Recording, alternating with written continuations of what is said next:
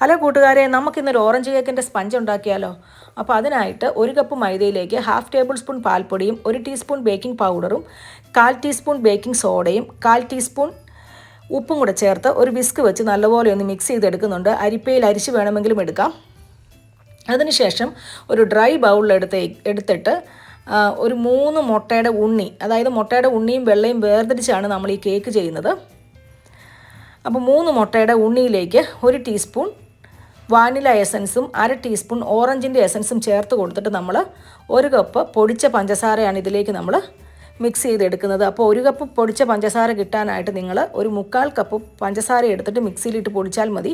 അപ്പോൾ നമുക്ക് 1 കപ്പ് പൊടിച്ച പഞ്ചസാര കിട്ടും. ഇത് നമ്മൾ കുറേശ്ശെ ആയിട്ട് ചേർത്ത് തന്നെ മിക്സ് ചെയ്യണം. അപ്പോൾ നിങ്ങൾക്ക് വിസ്ക് വെച്ച് വേണമെങ്കിലും ചെയ്യാം, ഉടൻ സ്പൂൺ വെച്ച് വേണമെങ്കിലും ചെയ്യാം, പക്ഷേ കുറച്ച് ടൈം എടുക്കുമെന്നേ ഉള്ളൂ. അപ്പോൾ ഇത് കുറേശ്ശെ ആയിട്ട് ഇട്ട് ചേർക്കണമെന്ന് ഞാൻ പറഞ്ഞതിന് കാരണം ഇത് എല്ലാം കൂടി ഇട്ടാൽ കട്ട പിടിച്ചു പോകും. കാരണം നമ്മളിത് മുട്ടയുടെ വെള്ള ചേർത്തിട്ടില്ല, ഉണ്ണി മാത്രമേ ഉള്ളൂ. അപ്പം കുറേശ്ശെ ആയിട്ട് ഇട്ട് തന്നെ നമ്മൾ ബീറ്റ് ചെയ്തെടുക്കണം. കണ്ടോ, ഈ ഒരു പരുവത്തിൽ നമ്മൾ ബീറ്റ് ചെയ്തെടുക്കണം. നമ്മുടെ ചാനൽ ആരെങ്കിലും സബ്സ്ക്രൈബ് ചെയ്യാത്തവരുണ്ടെങ്കിൽ ചാനൽ സബ്സ്ക്രൈബ് ചെയ്യാൻ മറക്കരുതേ.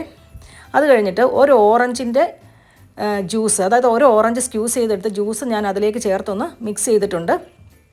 പിന്നെ നമ്മൾ 1/4 കപ്പ് സൺഫ്ലവർ ഓയിലാണ് ചേർക്കുന്നത്. ഈ സൺഫ്ലവർ ഓയിൽ ചേർത്തിട്ട് ഞാൻ എപ്പോഴും പറയാനുള്ളതുപോലെ ഹാർഡായിട്ട് മിക്സ് ചെയ്യേണ്ട, ഒരു 30 സെക്കൻഡ്സ് ഒന്ന് മിക്സ് ചെയ്തെടുത്താൽ മതി. പിന്നെ നമുക്ക് നമ്മളുടെ മുട്ടയുടെ വെള്ളയൊന്ന് ബീറ്റ് ചെയ്തെടുക്കണം. അപ്പോൾ മുട്ടയുടെ വെള്ള ബീറ്റ് ചെയ്യാനായിട്ട് നമ്മൾ ബീറ്റർ കൊണ്ട് തന്നെയാണ് ചെയ്യുന്നത്. വിസ്ക് വെച്ച് എടുത്താൽ ഈ പറഞ്ഞതുപോലെ കുറച്ച് ടൈം എടുക്കുമെന്നേ ഉള്ളൂ. വിസ്ക് വെച്ച് നമുക്ക് ചെയ്യാം. കണ്ടോ, ബീറ്റർ വെച്ചാണെങ്കിൽ ബീറ്റർ ഹൈ സ്പീഡിലിട്ടിട്ട് നമ്മൾ ഒരു 2 മിനിറ്റ് ഇങ്ങനെയൊന്ന് ബീറ്റ് ചെയ്തെടുത്താൽ മതി. അപ്പോൾ ഈ ഒരു പരുവത്തിൽ നമുക്ക് മുട്ടയുടെ വെള്ള അടിച്ച് കിട്ടും. നമുക്ക് മുട്ടയുടെ വെള്ള സൈഡിലേക്ക് മാറ്റി വെക്കാം. എന്നിട്ട് നമ്മളുടെ ഡ്രൈ ഇൻഗ്രീഡിയൻസ് ഈ ഒരു കൂട്ടിലേക്ക് നമ്മൾ ചേർത്ത് കൊടുക്കുന്നുണ്ട്. ഡ്രൈ ഇൻഗ്രീഡിയൻസും മുട്ടയുടെ വെള്ളയും കൂടെ ഓൾട്ടർനേറ്റീവ്ലി കട്ട് ആൻഡ് ഫോൾഡ് മെത്തേഡിൽ തന്നെയാണ് നമ്മളിത് മിക്സ് ചെയ്തെടുക്കുന്നത്.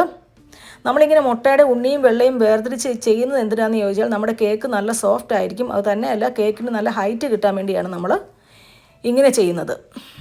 അപ്പോൾ മുട്ടയുടെ വെള്ളയും ഈ ഡ്രൈ ഇൻഗ്രീഡിയൻസും കൂടെ നമ്മൾ മിക്സ് ചെയ്തെടുക്കുന്നുണ്ട്.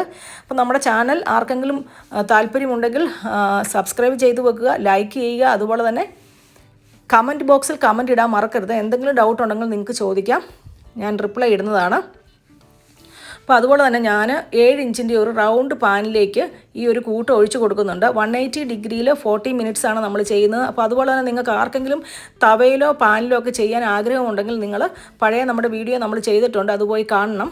പിന്നെ ഈ ഒരു കേക്ക് ഞാൻ ഫ്രോസ്റ്റ് ചെയ്യുന്ന വീഡിയോ അടുത്ത ഒരു വീഡിയോ ആയിട്ട് വരുന്നതാണ്. അപ്പോൾ നിങ്ങൾ എല്ലാവരും കാണണം. താങ്ക്